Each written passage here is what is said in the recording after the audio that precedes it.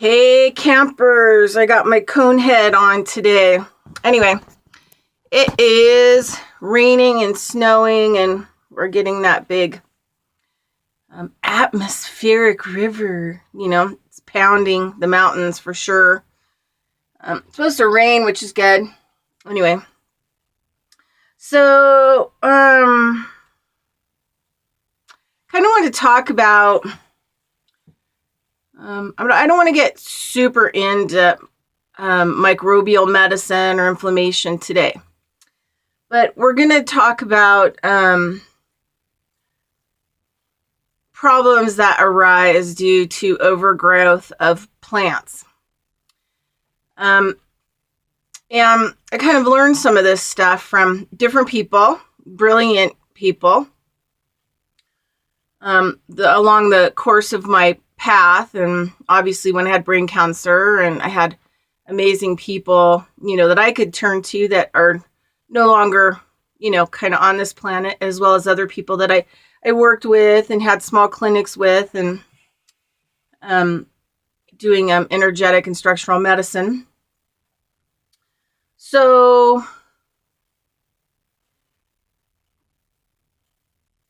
you need to take antimicrobial products or antifungal products and mind you, almost everything goes into the fungus. Like, you get diagnosed with fungus in your esophagus.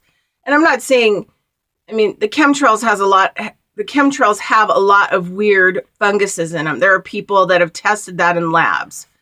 So you are breathing in fungus, it's going into your eyes and ears and on your scalp and attaching to your body, and, on top of the other kinds of funguses there are.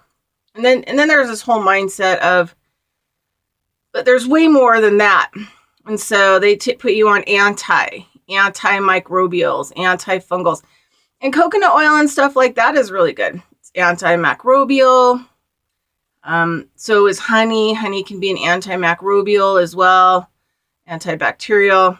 But this is the issue, is nobody talks about the replacement of the good microbe, the good fungus, the good mold, the good bacteria, right? Because if it's in a good way, then it's not going to go in a bad way, and it's not going to kill you.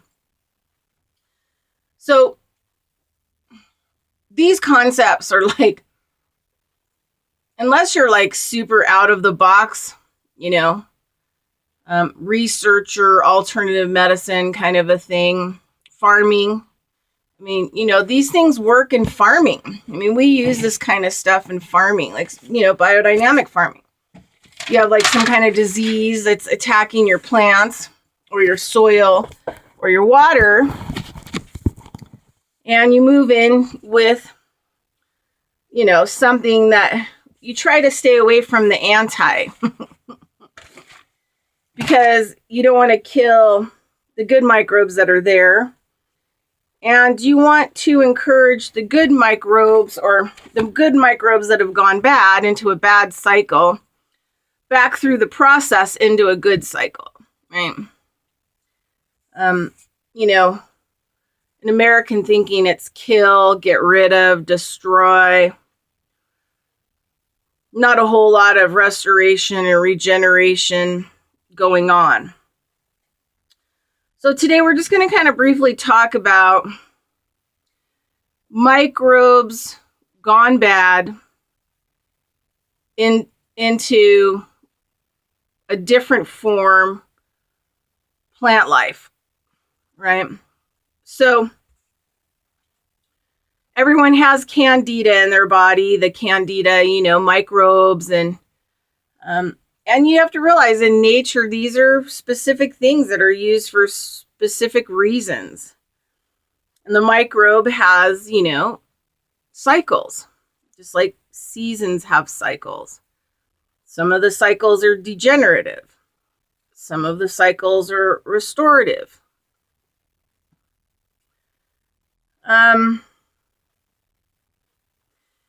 This is kind of going to be it could possibly be a very difficult thing to get for some people. You can't take antifungals and get rid of the fungal, right? You just get rid of the process that it's in. And so the anti can make it actually worse, and it can force it into a worse function. What you want to do is you want to encourage back to the good function, okay? So this is going to kind of be about microbes. This is why composting, like, the type of compost that I'm developing, I have some that are non-edible. All of them can be eaten by animals and the soil, and can actually be put into water and ponds and sprayed on trees. They can be, dug into the ground. They can be sprayed. Compost teas. And so I've been working on another type of biodynamically inspired compost, which is for human edibility, that can actually put the microbes back into the body that are needed, cultivated, developed, and then so it can actually be eaten as a cure for everything. And then it turns, puts a whole bunch of like beneficial microbes in the beneficial state, in the restorative state, back into the body. And then they can take over and encourage the bad microbes that have gone bad into a positive state, because you're going to force, the 51% marker. So corporate takeover at 51 to 55% takes over the corporation. So that's kind of like the idea. You want to take over, the microbes in a bad state, or, they're not bad, they're just degenerative, right? So anyway, okay, so I'm just going to tell you a few stories. And, when I get this whole like final product of this edible compost done, in the future, as soon as I have land to actually start creating them and making them, so that I have a place long term that I can work with them, then, people can start buying them. I won't be selling them in the mail, because they will be going through radiation, and radiation would kill whatever was in it. So people would have to come, maybe stay in the place where I'm going to be buying land, like at a hotel, and get the human edible compost to actually regenerate. And it would regenerate any kind of disease you have, right? And we can take you through the cancer healing process, which is, I've been through it twice now. And in different ways. I'm getting really creative on how I cure cancer. My dog, she's been through it. She's almost through her fourth one. So,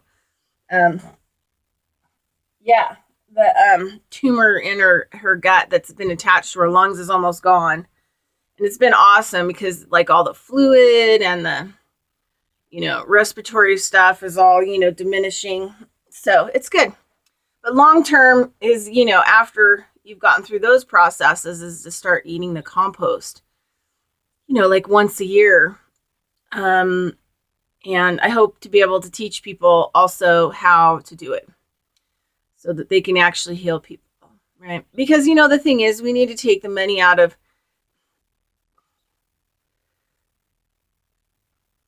more and more. I don't believe in money. I know that's a terrible thing to say. I still kind of holding on to it as the exchange of money. We haven't really turned the tide, but I don't really want in the future, treating people and giving medicine and stuff like this to be an exchange of money. I want people to be able to come to me and it be, a different kind of exchange.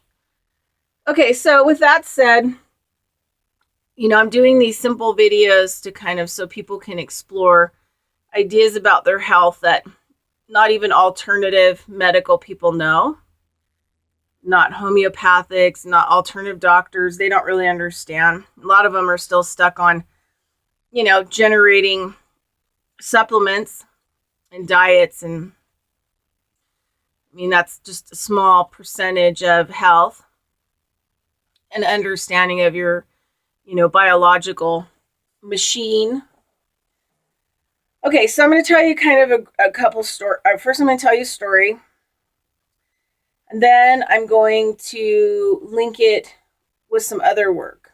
So I've been really trying to work on studying anthroposophy, plant medicine, and also a lot of other plant medicines. Indigenous, I've studied some indigenous plant medicine wherever I can.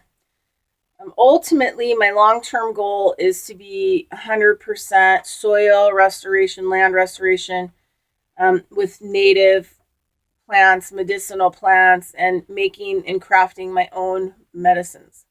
So my whole life, that's kind of like where I've been heading. But, I've had these pit stops, detours, bad road ahead. Yeah, kind of thing. So, all right. So this is like a long time ago. And I was kind of doing a mini clinic with somebody who was, let's just call her an out-of-the-box doctor. Not kind of non-licensed kind of thing. And there's just a whole bunch of other stuff around it. So I'd rather just, keep it general. Anyway, I had this patient that came in to see me that somebody brought in because they were having, super bad neck problems and back problems, and they'd had some military trauma. And so they came in and I was looking at them. They had shorts on and they had this really weird patch on their leg. And it wasn't eczema. It wasn't eczema. Sorry, eczema. That's like a skin cream. It wasn't eczema. It wasn't psoriasis. It was something that I'd never seen before. So I said, hold on 1 minute. Let me go, see if she'll come over and take a look at that to see if she has some time just to see what it is. And so she comes out, she looks at it, and she, says, oh, that's like, so she starts asking him questions. She goes, that's like lichen fasciitis or something like that. I mean, basically saying that lichen that's on a rock is fasciitis is in your skin. So I said, like lichen from a rock? Like, whoa. This is like maybe 15 years ago, right? So, hold on, my eye itches. So anyway, she starts asking him questions like, were you in the military? And he said, yeah. She said, were you in forested areas? And he said, yeah. Were you wet a lot of the time? Did you lay on the ground and sleep on the ground large durations without showers? And he said, yeah. And she said, well, that's what happened was the lichen, got onto your clothing or whatever else. And since your body was warm, then it actually, grew, adhered. Because, you got weeks where you haven't showered and it starts to, bond with the skin like it would bond with a rock. And then it grows. And she said, doctors have a tendency to try to dig that stuff out. And she said it makes it worse. And it's really, really a difficult thing to get rid of.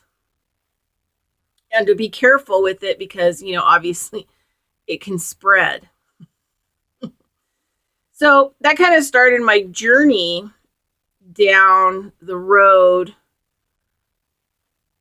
of us humans being a nice, wet, warm platform in which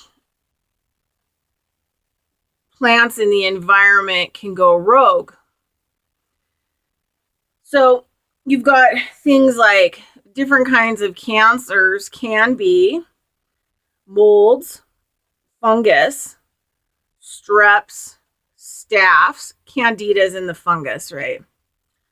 And other types of scenarios. I mean, obviously, if lichen got somehow into your internal body, it could change into a different plant. So let's talk about some of these weird things that people see in TV periodically, or on the internet, about people who swallowed, say, a pea, and that it starts, it's blocking, their lung or something like that. They go in, they look, and it's a pea, and it sprouted a root, and the root is growing into the tissue, right? Okay, so this is the same thing. So you're breathing in molds and fungus, even lichen if you're climbing on rocks a lot, maybe dirt, debris if it's windy, all kinds of different stuff from the dirt. We have exposure from other people to staph infection by acne, things like acne, open wounds, we also have strep. Strep can be contagious. Just because you don't get a strep infection doesn't mean that you don't have strep laying dormant kind of in your system. So a lot of these things you can get in your environment: hospitals, doctors' offices, from animals, from the dirt, from sometimes a lot of farmers that I know that do conventional farming will get like a bulbous kind of nose that'll have kind of a lot of, look really terrible. And that's because, they've been breathing in a lot of dirt that is rogue. It's microbial rogue. So they're breathing in a lot of mold and funguses into their system, and the molds and funguses have taken over the internal system. And so you have the result of what the skin looks like on the nose or the eyes, or, you can just tell. I've had clients that have had super bad toenail fungus that they've never been able to get rid of. That's literally, eaten and morphed their toenails in such incredible ways. But they eventually got rid of it and then started changing their diets. So you also, in dairy and meat, are also exposed to huge amounts of molds and funguses. And so your body can handle those things under, if your microbes are in regenerative process. But if they're in degenerative processes, it's not going to go well. Okay, so let's talk about how, because I've actually seen this stuff come out of my colon. I've done different rounds of microbial medicines, that come from other countries.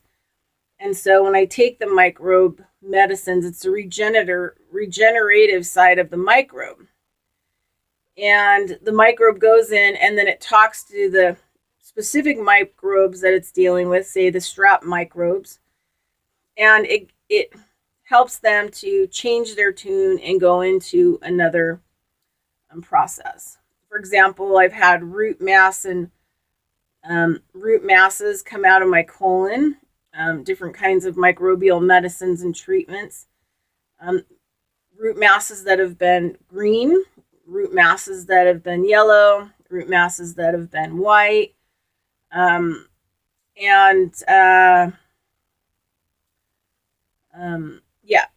sometimes big root masses, sometimes little hard nodules with like 1 or 2 roots on it, kind of a thing. So let's talk about kind of how your body deals with a root mass. Okay, so you have candida, okay? And everyone has candida. Your mother gave you candida, right? There probably isn't anyone on this planet that doesn't have any candida in their system. It just depends on if it's in a bad cycle or not, right? It's degenerative or regenerative, right? It's like the seasons. Microbes have processes. And that sometimes when there's zero communication from the body or the mind, the hard drive, and there's no new information that's being ingested into the body to help the microbes to figure out, what process they should be in, then they just start to go in degeneration and kill you, take over, right? So they're taking you over. So usually by the time that you find out you have cancer or something like that, you've had it for a while. You've been in degeneration for a while. So basically what'll happen, so you have candida, and it periodically shows up as maybe a yeast infection or, things like that. Or not. Maybe you have toenail fungus, which is in the same category kind of as candida and stuff like that. You have fingernail fungus. You have,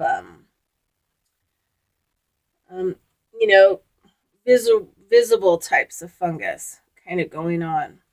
Sometimes too,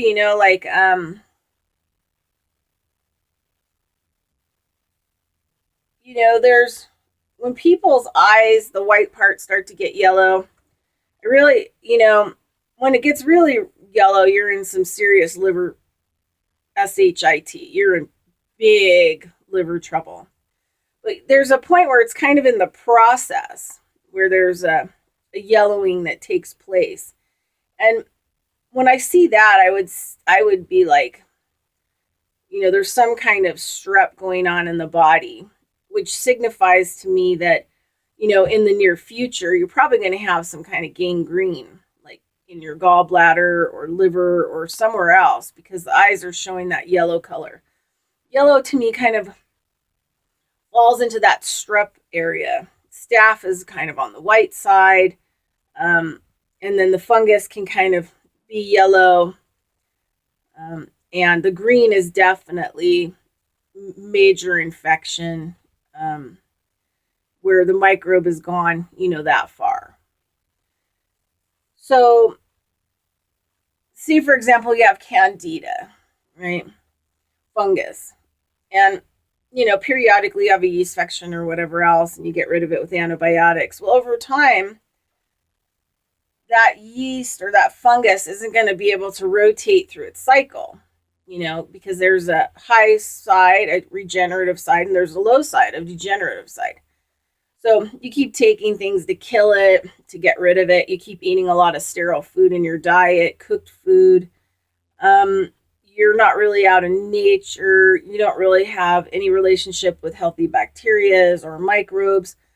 And so it's just going to stay in degeneration. And so then what it does, it starts to change its form. So what happens is it starts to grow roots, starts to grow root mass. And then it, usually it's going to be in your colon. A lot of the root masses all start out in your colon, whether it's mold, fungus, strep, staph, a lot of these things. And so a lot of these things that are microbial or bacterial are plant-based, right? And so in your body, when your body has proper microbes and bacteria and all these things that are going on, and that there's a really good system going on, then your body helps to keep the microbes and the bacterias and all this other stuff managed. But once the managing goes south, and that's a whole other video, which is the inflammatory responses and inflammation and what it really, really is, then it starts to change forms. And a lot of times it can change forms into a plant, right? So it starts to grow roots into your colon, and it starts to create masses. I'm not so sure about polyps. And this is the other thing. I've seen so much crazy stuff with microbial medicine and the stuff that comes out once you start getting like real microbes and stuff like that. Because once you put the real microbes in there, and they talk to the bad microbes, the roots will let hold of the colon wall, and then you will poop it out. And you can see it. It's a bunch, sometimes it's wrapped around the poop or whatever else, but it's a giant root mass, different colored root masses, because it symbolizes the different forms that it's taken and the different types of root mass it is. So tumors and cancer,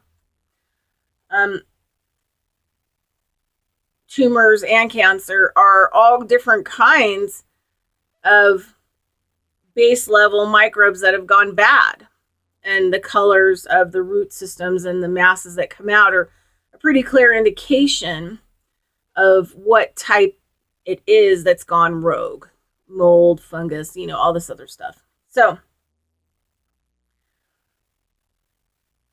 the good microbes can go in there and talk to those microbes. They can release and adhere, and then it can go back to a positive regenerative micro state, which means that the degenerative root mass is not needed anymore, and so it releases because the degenerative cycle is gone. But you'll get mold and fungus and strufs and staphs and infections and all this other stuff that will develop into plants. So over time, you've got all kinds of stuff in your colon, and the roots are starting to puncture out of the colon and starting to go up into the organs. So there's no way that you could just have gangrene in your gallbladder. It would have had to originate most likely in your colon. Because, your colon is your second brain, right? So if your colon is not working because it's not in touch with microbes and has healthy bacteria, it's running rogue. So then what happens, right? So that you start to develop these root masses. Then what happens is the body doesn't like it. And so the second alarm is for the body to calcify them, corner them, and build a wall around it, trying to control it. And this is how it develops into a tumor, right? Because, here it is, these microbes gone bad. They're turning into root mass. And then here's your body trying to deal with that, trying to keep it contained. So the body goes in, spends a lot of time and energy trying to contain and control with processes of calcification, creating walls around these microbes gone bad into plants, basically. And that takes a lot of time and energy for the body, right? And you're going to be in a heavy acid state. Just being in an alkaline diet is not going to fix the microbial root mass problem or the microbes gone bad. You actually have to ingest microbes, right? And you have to ingest bacteria that are on the regenerative side to help to get them out of the generative side.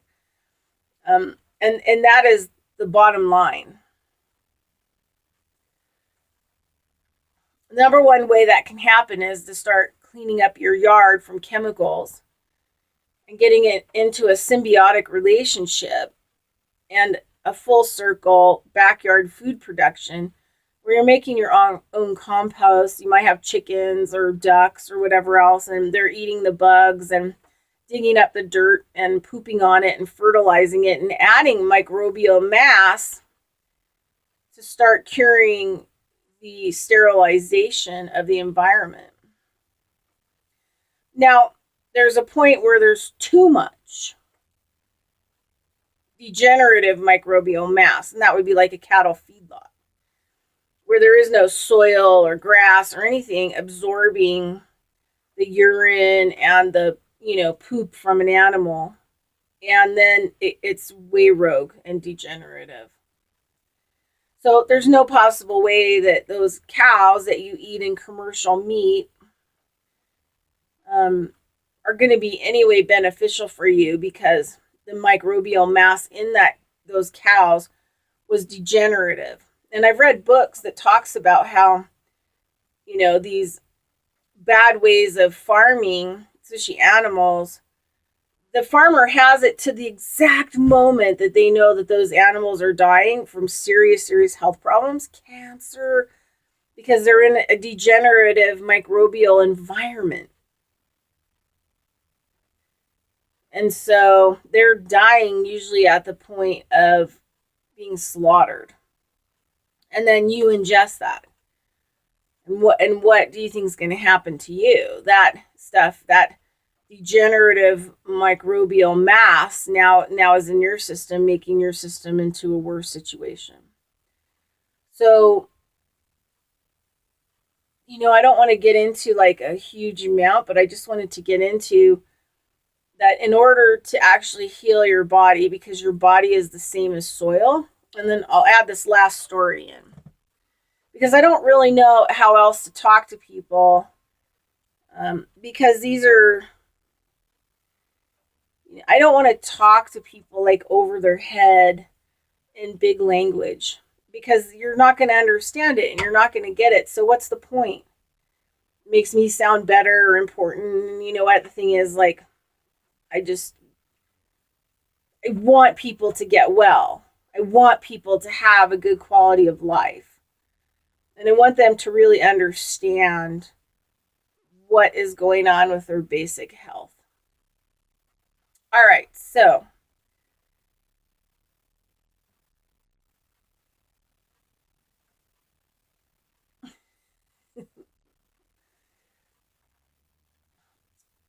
I used to go to a dark field hematologist guy who he had medical licenses probably in almost every state, probably in his life.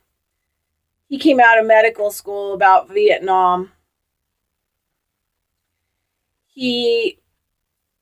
As soon as he came out of medical school and his internship, they threw him on a battlefield in Vietnam in triage. He wasn't a surgeon. I think he was going to be just a family practice, but they threw him onto a battlefield, sawing people's arms and legs off. Totally, wrecked the guy. He got out of Vietnam and he went back to working in hospitals and stuff like that, and he got really sick.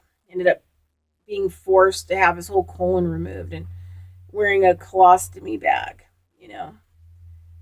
Over the years, he was the one that created, eventually he went totally alternative, because he realized you couldn't do any alternative work and have a medical license. They weren't going to allow it. They would hunt you down and terrorize you. So eventually, in states like Nevada, they illegally went after him, forced him to resign his medical license. I remember him saying to me, like, yeah, that's when I knew I'd never go back to Nevada. I'd never step foot back in Nevada.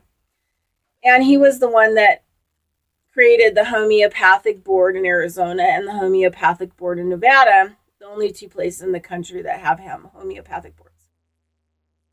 I don't know about the homeopathic board in Arizona, but once he was forced out of the one in Nevada, it is one of the most evil boards in the whole state. The homeopathic board in Nevada. It has had some of the most corrupt alternative medicine people and medical people that have ever graced this earth involved with that homeopathic board. That homeopathic board is evil. And just to say that naturopathic doctors and midwives, they will go get licensed under that board. No way that I would want anyone to touch me or go to their practice if they were involved any way, shape, or form with the homeopathic board of the state of Nevada.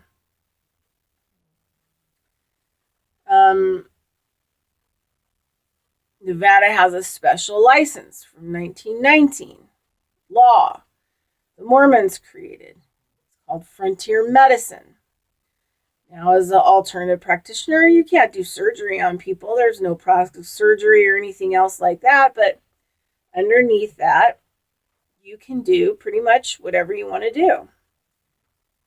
And they tried to dissolve it. The homeopathic board were involved with trying to dissolve alternative medicine rights of the people in the state of Nevada and all of the practitioners. Right? I was in there. Go back to Holistic Battlefield 1, 2, and 3. And you will get a broad understanding of the hell that I went through because they didn't like me. And the homeopathic board didn't like me because people got well and it was cheap and it was effective. And I educated them. And I hate doctors. I hate them. I hate anybody in the medical professional, and I've been really vocal about that because of the life and death registration, and that they're the brokers for the government for the human American enslavement as commodities, as cattle.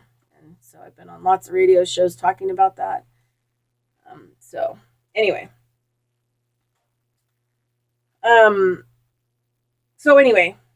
He is a pretty amazing guy. He was 100%, alternative medicine. I went in to see him. He was one of the top dark field hematologists in the nation. And he blew my mind. He blew my mind at what he could see at the microbial level of my blood, which is way below the cell, where the blood should be red. And you know what? It takes a dot of blood, not, a whole rainbow draw. I mean, you know what?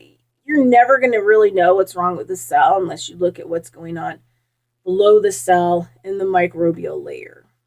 But anyway, so the first time I meet him, he pricks my blood, he puts it under the thing, and we're looking at it.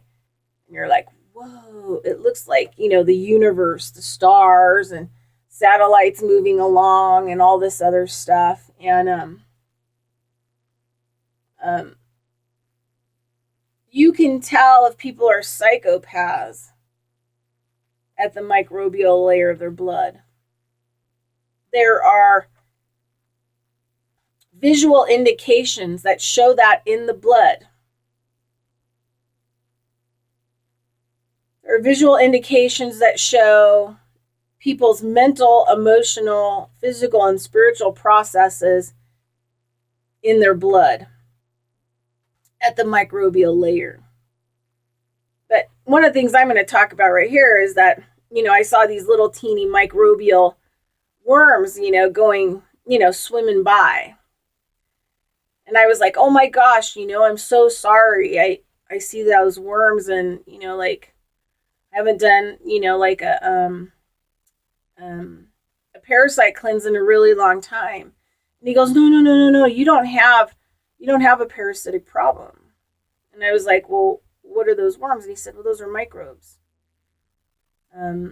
Microbial processes. And I said, oh, so there's a difference between you having like worms and physical parasites and microbial worm processes in your blood and your physical body. They're separate. Usually you probably have got worms and stuff like that in your physical body because you have no microbial processes in your blood and you're sterile. Because otherwise your body would seek, destroy, and remove. So if you're in degeneration, your body's going to be taken over by physical worms and root masses and tumors and a whole host of other crazy stuff. Because it's your microbes in the regeneration processes that pump your cells up, especially your red blood cells. Without them, they're not plump and they don't hold their shape.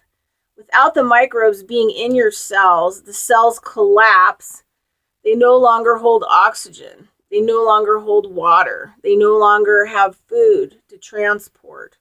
And they are collapsed, and they start to get sticky, and they start to clog, and then they start to actually block your arteries, and they can also create a stroke, and you'll never hear about that from doctors. There's no money in, inflammatory stroke. There's nothing to clean up, right? It's just everything got clogged and sticky. And, you'll probably continue to have those until you deal with the inflammatory issues. Anyway, so, I realize like our blood is like the compost that we make for the soil, or that nature makes for the soil. And so we're a biological machine that is like compost.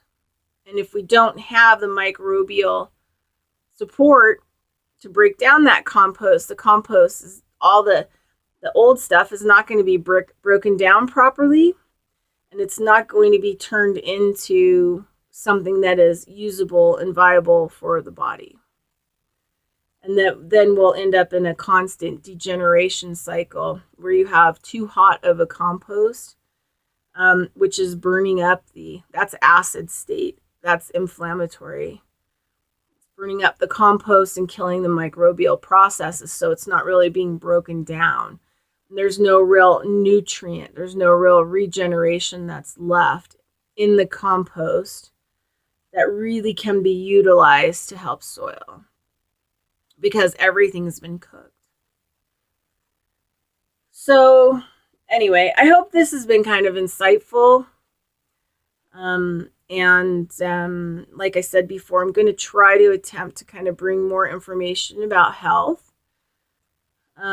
Because I do talk about this a lot on other people's radio shows as a guest that I'm invited into, but because of that, it doesn't really get on my channel.